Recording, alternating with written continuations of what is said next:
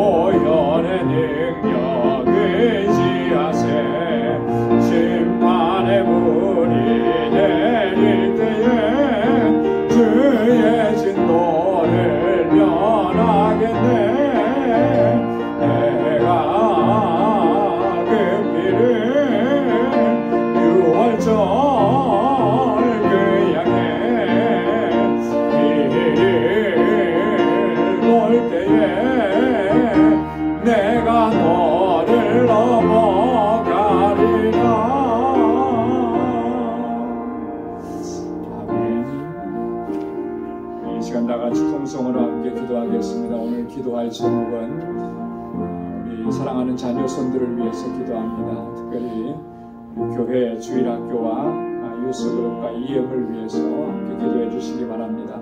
저들이 정말 하나님 잘 경외하고 믿음으로 살고 이 세대의 하나님의 귀한 일꾼들이 다 될 수 있도록 하나님 저희를 붙잡아 달라고, 또 저희를 위해서 수고하는 우리 교사들과 우리 전도사님 위해서 함께 기도해 주시고, 우리 유스그룹과 이엠이 날로 부흥하고 성장하게 해달라고, 또 이번 목요일부터 토요일까지 2박 3일 동안 수련회를 갖습니다. 이 수련회 기간 동안에 하나님께서 큰 은혜 허락해 주시고 성령으로 충만하게 하시고 변화되는 역사가 있게 하시고 하나님 앞에 결단하는 그런 놀라운 역사들이 있게 해달라고 우리 다 같이 이 시간 통성으로 함께 기도하겠습니다. 거룩하신 아버지 하나님 감사합니다. 이 고난 주간 하루하루 새벽을 깨우며 주님 앞으로 나올 수 있도록 인도해 주신 하나님 감사합니다. 주님을 사모하는 간절함으로 주 앞에 나오게 하시고 아버지 하나님 날마다 주님의 임재를 경험하는 복된 아버지 하루하루가 되게 하여 주옵시고 주님의 그 구속의 은혜를 마음에 더 깊이 즐길 수 있게 하시고 그 은혜의 감격 속에서 살아가는 저희들 되게 하여 주옵소서. 오늘도 이 아침 새벽을 깨우며 주님 앞에 서게 하시고 감사합니다. 아버지 하나님 특별히 저희들이 마음을 같이하고 뜻을 같이하여 주님 앞에 간구하고 기도합니다. 아버지 기도하옵기는 우리의 사랑하는 자녀 손들을 붙잡아 주옵소서. 아버지 하나님 저들이 어려서부터 하나님 잘 경외하고 믿음으로 살게 하여 주옵시고 정말 이 세대 가운데 하나님 믿음의 자녀들이 다 되게 하여 주옵소서. 우리 주일학교와 유스그룹과 이행을 기억하여 주시고 저들을 강건하게 붙잡아 주옵소서. 아버지 세상에 눈길을 돌리지 아니하고 오직 여호와 하나님의 말씀 주의 말씀을 붙잡고 살아가게 하시고 하나님을 경외하게 하옵소서. 진실하게 하나님을 경외하는 주의 자녀들이 되게 하여 주옵소서. 아버지 하나님 다윗과 같이 일평생토록 아버지 하나님 앞에서 온전하게 하여 주옵시고 오직 주님만을 사랑하는 저희들 되게 하여 주옵소서. 세상에 유혹이 많고 시험거리들이 많습니다. 오 하나님 아버지 주 안으로 치우치지 않도록 도와주옵소서. 저희의 믿음을 견고하게 붙잡아 주시고 주님 안에서 소망을 갖게 하여 주옵시고 하나님의 귀한 일꾼들이 다 되게 하시고 하나님을 경외하는 귀한 믿음으로 살아가도록 도와주옵소서. 아버지 하나님 특별히 유스그룹과 이영을 기억해 주시사 저들이 날로 부흥하고 성장하게 하셔서 이 세대의 하나님의 귀한 사명을 잘 감당할 수 있도록 도와주옵소서. 아버지 빛의 자녀들처럼 살아갈 수 있도록 도와주시고 하나님의 거룩한 백성으로 살아가도록 인도하여 주옵소서. 아버지 하나님 저희를 위해서 수고하고 애쓰는 우리 모든 교사들 아버지 하나님 또한 우리 전도사님 능력의 장중에 붙들어 주옵소서. 저희에게 은혜를 더하시고 하나님 귀한 사명을 잘 감당하게 하시고 우리 아버지 자녀들을 하나님 우리 사랑하는 학생들 청년들을 사랑으로 아버지 하나님 돌볼 수 있도록 은혜 베풀어 주시고 주의 말씀으로 잘 양육할 수 있도록 은총을 더하여 주시옵소서. 아버지 목요일부터 토요일까지 있는 이 수련회 후에 하나님 은혜 더하여 주옵소서. 아버지 하나님 귀한 주의 종을 세우셔서 하나님의 말씀으로 저들을 도전케 하여 주시고 저들이 정말 아버지 주님의 크신 사랑과 은혜 안에 거하도록 도와주시고 성령으로 충만하게 역사하여 주옵소서.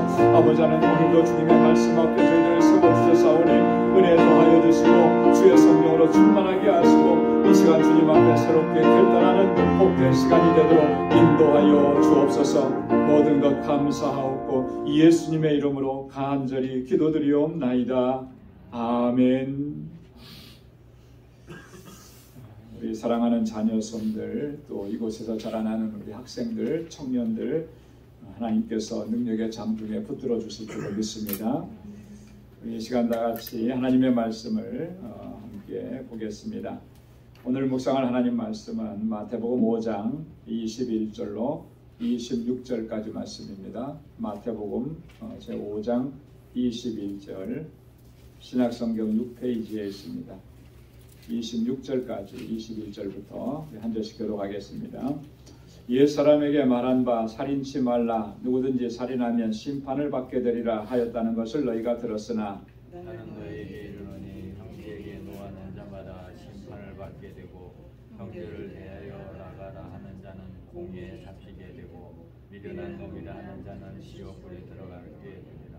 그러므로 예물을 제단에 드리다가 거기서 내 형제에게 원망 들을 만한 일이 있는 줄 생각나거든 예물을 제단 앞에 두고 먼저 가서 형제와 화목하고 그 후에 와서 예물을 드리라. 너를 송사하는 자와 함께 길에 있을 때 급히 사화하라. 그 송사하는 자가 너를 재판관에게 내어주고 재판관이 관예에게 내어주어 옥에 가둘까 염려하라. 진실로 내게 이르노니 그가 우리라도 장준이 없이 다 제자를 결단하고 거기서 나오지 못하리라. 아멘. 이번 한 주간 우리 예수님의 마음을 품으라라는 주제로 말씀을 나누고 있는데 오늘 세 번째 시간은 사죄하는 마음입니다. 한번 따라서 해보시기 바랍니다. 사죄하는 마음. 사죄하는 마음. 사죄한다라고 하는 말은 내가 잘못했습니다. 나를 용서해 주십시오. 이렇게 하는 거잖아요. 오늘 이 본문 말씀 마태복음 5장에서 예수님께서 주신 말씀을 보면 율법에 주신 말씀들을 예수님께서 다시 한번 재해석해 주시는 그런 말씀인데, 살인하지 말라 했는데 단순히 이 물리적으로 사람을 죽이고 해치는 이런 문제만이 아니라 우리가 다른 사람을 어떻게 대했느냐, 그들의 마음에 상처를 주고 아픔을 주고 고통을 준 것, 이것도 살인한 것과 마찬가지다라고 하는 거죠. 그래서 하나님 앞에 나와서 예물을 드리다가, 하나님 앞에 예배하다가 누군가에게 내가 잘못한 일이 있는 줄 생각나면 그것부터 먼저 사과하라는 거예요. 그것부터 용서해달라고 용서를 구하라는 거예요. 그 상대방의 용서를 구하고 또 용서를 받지 않으면, 그러면 하나님 앞에 드려지는 이 제물, 예배도 그게 하나님께서 기뻐 받으시는 예배가 될 수 없다라고 하는 거죠. 누군가의 아픔을 주고 누군가에게 상처를 주고 그것이 미안하고 그것이 죄송하고 그것이 잘못되어 있다는 것을 깨닫지 못하고 그렇게 아픔을 주고 상처를 준 채 그대로 하나님을 예배하는 것, 과연 그 예배를 하나님께서 기쁘시게 받으시겠느냐? 그렇지 않다는 거죠. 그래서 먼저 가서 용서를 구하라는 거예요. 그래야만 내가 드리는 이 예배도 하나님께서 받으시는 예배가 된다라고 하는 것입니다. 여러분, 이 문제는 굉장히 중요한 문제입니다. 중요하기 때문에 예수님께서 우리에게 그렇게 가르쳐 주시고 말씀해 주신 거죠. 왜냐하면 우리가 그런 것 같아요. 하나님 앞에 회개하는 일, 하나님 내가 잘못했습니다, 하나님 나를 용서해 주십시오, 이런 기도는 우리가 그리스도인이라면, 또 기도하는 사람이라면 마땅히 여기고 잘해요. 그렇죠? 네. 여러분, 기도할 때 제일 먼저 뭘 기도합니까? 하나님 은혜 감사합니다 하고 하나님 나 용서해 주십시오, 그렇게 기도하잖아요. 네. 그런데 사람들과의 관계에서 다른 사람에게 내가 잘못한 일, 그 일을 돌아보고 그 일을 사과하는 거는 많이 우리가 잘 못합니다. 서툴어요. 솔직히 말해서. 그렇죠? 네. 그래서 어떤 분이 그런 얘기 하더라고요. 우리 한국 사람이 잘 못하는 것 하나가 있는데, 그게 뭐냐면 뭘 못하겠습니까? 사과를 잘 못한대요. 사과를. 네. 내가 잘못했는데, 나도 잘못한 거 아는데 그 잘못했다라고 하는 그 말을 잘 못한다라고 하는 거예요. 그 참 이상하잖아요. 그죠? 특히 가정에서도 보면 누가 잘못했다는 말을 제일 못할까요? 다 아시네. 남편이. 남자가, 아빠가 그래요. 이 아빠들이 보면 보통, 저도 그런 것 같아요. 분명히 이거는 제 감정적으로 한 거예요. 제가 잘못한 거예요. 근데 아내에게, 아이들에게 이거 내가 잘못했어, 이런 말 잘 못하더라고요. 여러분, 이게 굉장히 그냥 그러려니 할 수 있는 문제인 것 같지만 그렇지 않아요. 이게 굉장히 중요한 문제입니다. 우리 한번 같이 계속해서 말씀을 보도록 하겠습니다. 우리가 하나님 앞에서는 당연히 죄인이라고 생각하지만 사람들 사이에서는 그런 것 같아요. 나는 제법 괜찮은 사람이야, 이 정도는 별 문제가 아니지, 이렇게 생각하기 때문에 우리가 사과를 잘 못하는 거예요. 상대방에게 피해를 입혔는데, 상처를 줬는데 용서 구하고 사과하는 일 잘 못하는 거죠. 어떤 분이 그런 글을 남긴 걸 보았습니다. 사과는 내 자존심보다 이 관계를 더 소중히 여기는 일이다. 사과는 내 자존심보다 이 관계, 너와 나와의 관계가 더 중요하다고, 이것을 이야기하고 인정하는 그런 일이라고 하는 거예요. 사실 여기서도 얘기했듯이 사과를 잘 못하는 이유, 그 첫 번째가 뭐겠습니까? 이따가 밑에 나오지만 자존심인 거예요. 자존심. 자존심 상한다라고 하는 것이죠. 여러분, 우리가 분명히 실수하고 잘못했음에도 불구하고 사과하지 않게 되면 어떤 현상이 벌어지냐면, 이제는 더 이상 그 사람과의 관계를 지속할 수가 없게 되는 거예요. 나에게 상처 준 사람과 또 그걸 사과도 하지 않는데 그 사람과 어떻게 계속해서 그 관계를 유지하려고 하겠어요? 그게 허용이 안 되는 거죠. 여러분, 그렇기 때문에 여러분, 올바른 사과가 중요한 것입니다. 이 올바른 사과를 하더라도 바르게 사과해야 되는 거죠. 그 네 가지 원칙을 좀 설명을 해봤는데요. 첫째는 사과할 때 전제를 붙이지 말아야 합니다. 우리가 사과할 때 꼭 뭔가 전제를 붙여요. 내가 잘못한 게 있다면 미안합니다, 이거 사과하는 거 아니죠. 그죠?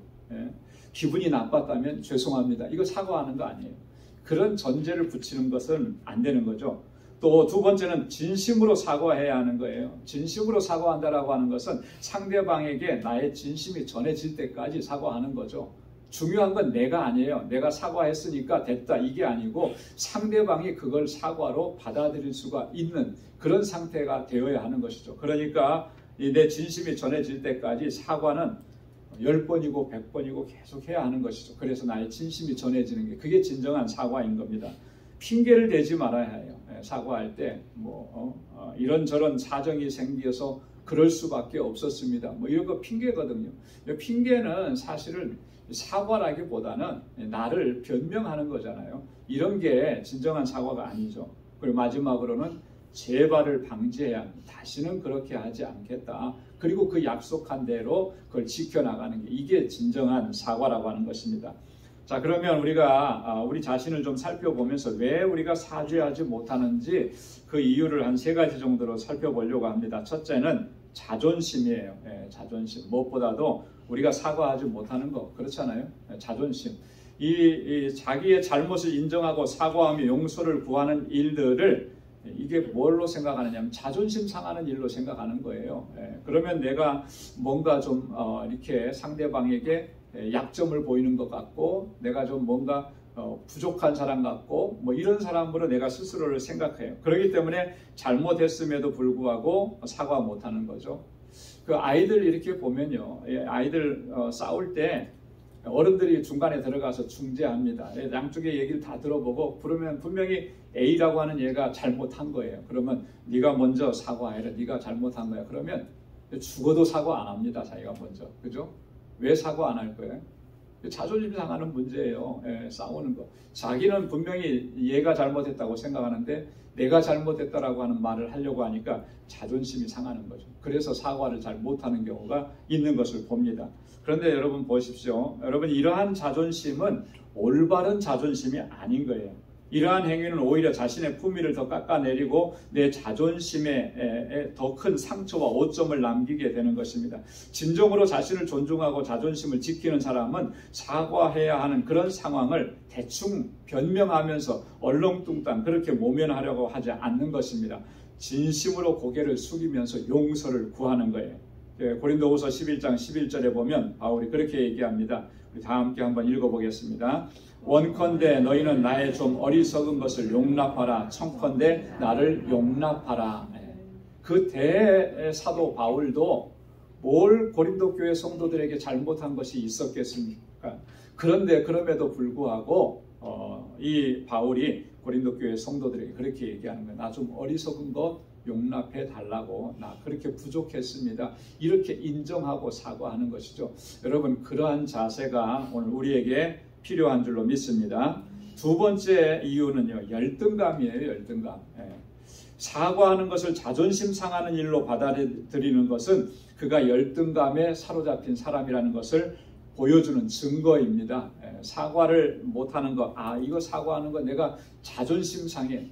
그 자존심 상할 일이 아니죠. 내 잘못한 걸 인정하는 것이고 당당하게 죄송합니다 이렇게 얘기하면 되는 것인데 그거 못하는 거 왜 못하는가? 이거 자존심 때문이다. 이거는요 내가 지금 열등감에 사로잡혀 있다라고 하는 것을 보여주는 것입니다. 여러분 이런 사람들이 사과를 꺼리는 태도는 그 자체 사과를 하지 않는 것 자체가 비굴함이라고 하는 것을 알지 못하는 거예요. 정말 용기 있는 사람들은 자기가 잘못했을 때 잘못을 솔직하게 인정합니다. 그리고 주저함 없이 이렇게 말합니다. 제가 잘못했습니다. 제 생각이 짧았습니다. 그거 제가 책임지겠습니다. 정말로 미안합니다. 이렇게 하는 거예요. 이게 당당한 것이죠. 이렇게 하지 못하는 것, 이건 내가 자존심 상해, 이건 내가 열등감에 사로잡혀 있다라고 하는 것을 증거하는 것이라고 하는 거예요. 이걸 바로 알아야 되는 것입니다. 사무엘하 24장 17절에 다윗이 고백하는 내용입니다. 우리 다 함께요. 다윗이 백성을 치는 천사를 보고 곧 여호와께 아뢰어 가로되 나는 범죄하였고 악을 행하였사거니와 이 양무리는 무엇을 행하였나이까? 청컨대 주의 손으로 나와 내 아비의 집을 치소서 하니라. 자, 범죄한 사람이 누구라고 얘기했죠? 내가 범죄하지 않았습니까? 내가 악을 행하지 않았습니까? 그러니까 벌을 내려도 나에게 내려주십시오. 이게 바울이 지금 다윗이 지금 하나님 앞에 고백하는 거잖아요. 오늘 우리가 다른 사람들과의 관계 안에서도 이렇게 나의 잘못을 인정하는 것, 이게 너무나 중요한 것이죠. 자, 세 번째로 우리가 사죄 못하는 것은 정말로 자기 잘못을 모르는 경우에, 그죠? 그런 경우들 있죠. 저 사람이 저렇게 나한테 잘못해놓고 정말 이거 잘못된 거라는 거 모를까? 뭐 이렇게 생각이 드는 상황이 있어요. 왜냐하면 너무나 우리 앞에서 당당하니까, 그죠? 언제 무슨 일을 했는지 뭐 그거 전혀 모르는 사람 같으니까. 그런 경우들이 있어요. 잘못을 해놓고도 그게 자기 잘못인지 모르는 경우들이 또 있어요. 그래서 사죄를 못하는 경우 있습니다. 여러분, 내가 몰랐으니까 사죄 못했다. 이게 이유가 될까요? 이유가 안 되는 거죠. 그건 더 심각한 거예요. 내가 잘못했는데 내가 잘못한 것을 모른다. 이건 더 심각한 문제인 거죠. 왜 그런 현상들이 일어날까라고 하는 거예요. 여러분 한번 같이 보겠습니다.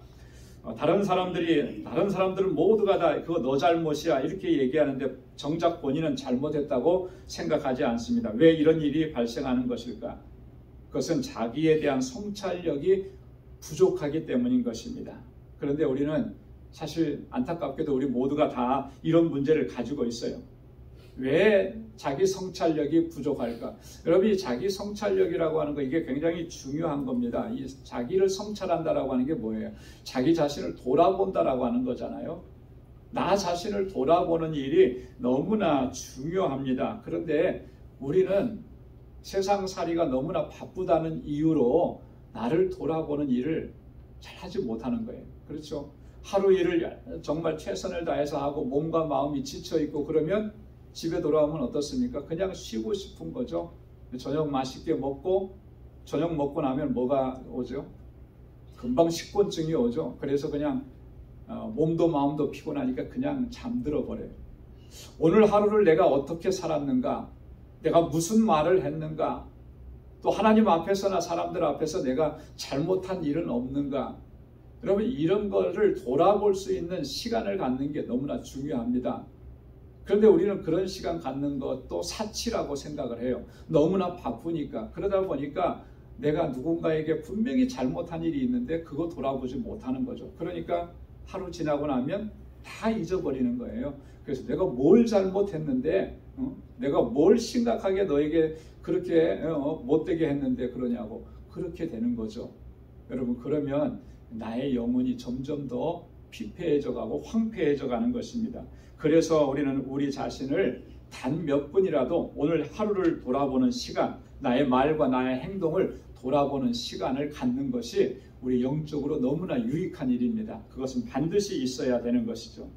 그래서 계속 보겠습니다. 반성하고 사과할 줄 아는 사람에게는 실수도 교훈이 되고 실패도 약이 되는 것입니다. 그죠? 내가 반성하고 내가 사과했습니다. 그러면 그가 실수한 것은 교훈이에요. 다시는 그 실수하지 않게 되는 것이죠.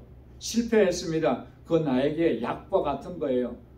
이 실패를 통해서 내가 다시 강건해지는 것이니까. 그러나 반성할 줄 모르고 사과할 줄 모르는 사람은 성공해도 그에게 그것이 독이 된다라고 하는 것입니다. 이걸 우리가 꼭 기억해야 할 줄로 압니다. 사무엘상 15장 15절 다 함께요. 사울이 가로되 그것은 무리가 아말렉 사람에게서 끌어온 것인데 백성이 당신의 하나님 여호와께 제사하려 하여 양과 소와의 가장 좋은 것을 남기며 그 외의 것은 우리가 진멸하였나이다. 사울이 그런 거예요. 하나님께서 아말렉 사람은 다 진멸하라, 하나도 남기지 말라 그랬는데 좋은 것들은 다 남겼어요. 사무엘이 와서 이게 뭐냐고 묻고 이렇게 하니까 그때 사울이 뭐예요? 내가 잘못했습니다. 내가 욕심이 앞서서 그랬습니다. 인정하고 그렇게 자기 잘못을 시인했으면 사울은 그 이후로도 하나님의 은혜를 덧입을 수가 있었을 거예요. 그 실패를 통해서 사울은 더 한 번 더 성장하게 되는 거죠. 근데 오늘 본문에 보니까 뭐라 그래요? 자기 잘못을 인정하지 않잖아요. 변명하잖아요. 백성들이 그렇게 해서 이렇게 했다고 핑계를 대잖아요. 책임을 전가하잖아요. 결국 그렇게 가니까 사울은 하나님 앞에서 징계를 받을 수밖에 없고 그 마지막은 심판을 받을 수밖에 없었다라고 하는 것입니다. 자, 다음에 넘겨서 보겠습니다. 사과는 두 번째로 상대방과 자신을 동시에 존중하는 것입니다. 상대방만 존중하는 것이 아니라 나 자신도 존중하는 것이 사과예요. 용서를 구하고 사과를 해야 하는 상황에서 그렇게 하지 않고 넘어가는 것은 상대방은 물론이거지만 자기 자신까지 망치는 매우 위험한 행위입니다. 상대방에게 그렇죠. 더 큰 상처와 아픔을 남기는 거죠. 우리가 정부에 대해서 정부가 하는 일을 많이 비판하고 뭐 이렇게 하기도 하는데 정말 그건 정부가 사과해야 할 일인데 사과하지 않고 자꾸 다른 이유를 대잖아요. 그렇게 진정한 사과가 없으면 어떻게 됩니까? 그 일을 위해 때문에 피해를 입은 사람이 더 큰 상처를 받게 되는 거예요. 그래서 더 이상 정부를 신뢰하지 않는 거죠. 불신하지 않는 거죠. 이런 일들이 생겨요. 자기 자신까지 또 망치게 돼요. 앞에서도 말씀을 드린 것처럼 내가 나의 잘못을 인정하지 않고 사과하지 않으면 내 마음이 점점 간팍해지는 거예요. 그래서 관계가 다 깨어지고 신뢰를 다 잃어버리게 되는 것이죠. 제대로 사과하지 않는 사람에게서 상대방이 전달받는 것은 뭐냐면 이런 느낌입니다. 나는 당신과의 관계를 중요하게 생각하지 않습니다. 그리고 당신도 존중하지 않습니다. 이런 의미를 전달받게 되는 것이죠. 여러분, 사과는 상대방에 대한 예의와 존중의 표현 방식이고 또한 자기 자신을 존중하는 것입니다. 그것이지 결코 이게 굴욕이나 패배가 아니라고 하는 것이죠. 사무엘상 21장 1절과 3절 말씀 다 함께요. 다윗의 시대에 년분년 3년 기근이 있으므로 다윗이 여호와 앞에 간구하며 여호와께서 가라사대 이는 사울과 피를 흘린 그 집을 인함이니 저가 기브온 사람을 죽였음이니라 하시니라. 다윗이 저에게 묻되 내가 너희를 위하여 어떻게 하랴? 내가 어떻게 속죄하여야 너희가 여호와의 기업을 위하여 복을 빌겠느냐? 아멘. 이야기는 그거예요. 다윗 시대에 기근이 3년 동안 있었는데 그 기근의 원인이 나중에 밝혀졌습니다. 사울 때문에 그런 거예요. 사울이 그 기브온 사람들을 죽인 것 때문에 억울하게 죽은 그 기브온 사람들의 마음속에 이 분노가 있고 저주가 있고 한탄이 있고 탄식이 있고 아픔과 눈물이 있었던 거예요. 그 눈물을 하나님께서 보시고 그 땅에 비를 내리지 않으신 것이죠. 왜 비가 내리지 않았을까? 다윗이 이것 때문에 고민하고 기도하다가 하나님께로부터 받은 응답이에요. 이런 일들이 있었다라고. 다윗이 몰랐겠죠. 알았으면 그 일을 해결했겠죠. 그냥 몰랐던 거예요. 그래서 그것을 알게 된 후에 다윗이 가서 얘기합니다. 기브온 사람들에게 지금 그렇게 되는 내가 너희를 위해서 어떻게 하랴? 어떻게 너희에게 속죄하여야 너희가 이 여호와의 기업을 위해서 복을 빌겠느냐? 그 방법을 좀 우리에게 얘기해달라. 그러면 내가 그대로 하겠다. 그렇게 사죄하는 것이죠. 여러분, 이렇게 사죄하는 것은 이 지금 다윗이 기브온 사람들을 정말로 존중하는 거잖아요. 존중하기 때문에 저들의 억울함, 그 아픔을 풀어주려고 그가 용서를 구하는 것이죠. 여러분, 이렇게 사과는 이런 거예요. 상대방을 존중하고 중심으로 그를 아끼는 거예요. 그에게 예의를 당하는 것이죠. 이게 진정한 사과인 것입니다. 세 번째 사과는 관계의 열쇠입니다. 사과는 굳게 닫힌 관계의 문을 여는 열쇠입니다. 아무리 관계를 개선해보고 그렇게 하려고 노력해도 되지 않는 그런 사람들이 있다면 여러분, 그 문제를 놓고 충분히 기도하고 정말 내가 먼저 어떤 핑계나 어떤 변명 없이 진심으로 사과해야 하는 것입니다.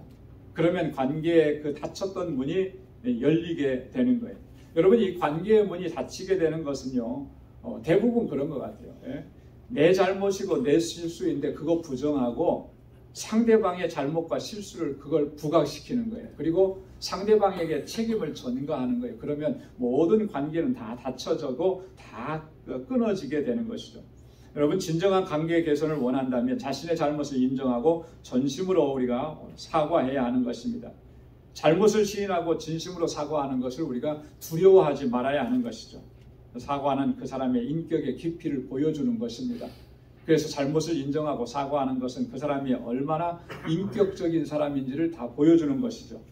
그리고 더 보다 깊은 관계 안으로 들어가게 되는 지혜인 것입니다. 그래서 내 잘못으로 인해서 관계가 흐트러졌다고 해도 진심으로 진정으로 그를 존중해 주면서 그를 이해해주고 용서를 구하고 그래서 용서를 받으면 비온 뒤에 땅이 더 굳어진다고 하는 것처럼 그 관계가 더 돈독해지는 거예요. 더 신뢰감이 쌓이는 것입니다. 여러분, 우리 공동체 안에서 서로가 서로에 대해서 이런 마음으로 행하고 또 그렇게 서로 용서를 구하고 또 용서하고 그래서 주님의 사랑 안에서 은혜 안에서 더욱 견고해지는 이 믿음의 공동체를 이루어가는 우리 모두가 될 수 있기를 소망합니다. 사사기 8장 1절로 3절 말씀 다 함께 같이 한번 읽겠습니다. 에브라임 사람들이 기드온에게 이르되 내가 미디안과 싸우러 갈 때에 우리를 부르지 아니하였으니 우리를 이같이 대접하면 어찌미뇨 하고 크게 다투는지라. 기드온이 그들에게 이르되 나의 이제 행한 일이 너희의 행한 것과 비교되겠느냐. 에브라임의 끝물 포도가 아비에셀의 만물 포도보다 낫지 아니하냐. 하나님이 미디안 방백 오엘과 스앱을 너희 손에 붙이셨으니 나의 한 일이 어찌 능히 너희의 한 것과 비교되겠느냐. 기드온이 이 말을 하매 그들의 노가 풀리니라. 아멘. 기드온이 미디안과 전쟁에 나갈 때 이 에브라임 사람이 배제됐어요. 이것 때문에 에브라임 사람들은 화가 난 거예요. 그래서 따지고 드는 거죠. 자칫 잘못하면 전쟁이나 큰 싸움으로 이어질 수 있는 그런 상황이었을 때 이 지금 기드온이 하는 말을 보십시오. 너희는 너무나 훌륭한 사람이고 이 말의 전체 맥락을 보면 내가 잘못했다. 우리는 아무것도 아니지 않느냐. 너희가 한 것이 정말 훌륭한 일이고 하나님께서 너희에게 이런 일들을 다 하도록 하시지 않았느냐. 이 진정으로 저들을 존중하고 그들에게 사과하는 마음이 이 안에서 느껴지잖아요. 그랬기 때문에 이 분쟁과 갈등이 일어나지 않을 수가 있었다라고 하는 것이죠. 여러분, 우리가 누군가를 용서해 주는 마음도 중요하고 그 마음도 반드시 있어야 됩니다. 그리고 우리 자신은 내 잘못을 인정하고 또 사죄를 구하는 마음도 있어야 되는 거예요. 그랬을 때 정말 우리의 모든 관계가 다시 회복되어지고 그렇게 회복되어진 관계 안에 하나님의 은혜가 임하고 축복이 임하는 것입니다. 우리 방주 공동체가 그런 공동체가 될 수 있기를 주님의 이름으로 축원합니다. 기도하겠습니다. 거룩하신 아버지 하나님, 오늘 이 아침에도 저희들을 사랑하셔서 하나님 은혜의 보좌 앞으로 불러주시고 이렇게 하나님의 귀한 말씀을 듣게 해주시고 다시 한번 우리의 삶을 돌아보면서 주님 앞에 다짐하고 결단할 수 있도록 인도해 주시니 감사합니다. 우리가 살아가면서 알게 모르게 하나님 여러 사람들에게 주변에 있는 사람들에게 많은 아픔과 상처와 고통을 주었었습니다.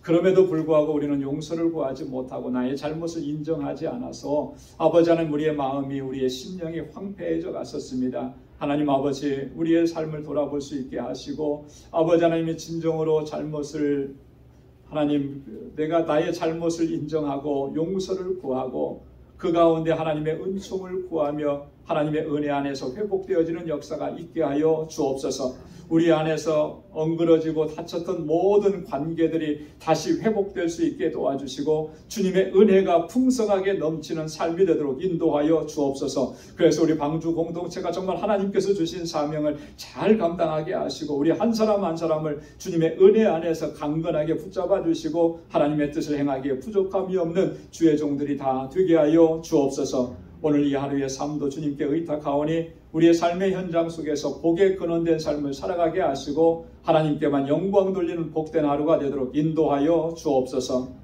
이제는 우리 주 예수 그리스도의 무한하신 은혜와 하나님 아버지의 크고 놀라우신 사랑과 성령의 위로 교통 충만하심의 역사가 하나님의 은혜 아래서 주님의 뜻을 감당하기로 결단하는 우리 방주의 모든 믿음의 권속 저들의 삶 가운데 이제로부터 영원까지 함께 하시기를 간절히 축원하옵나이다. 아멘.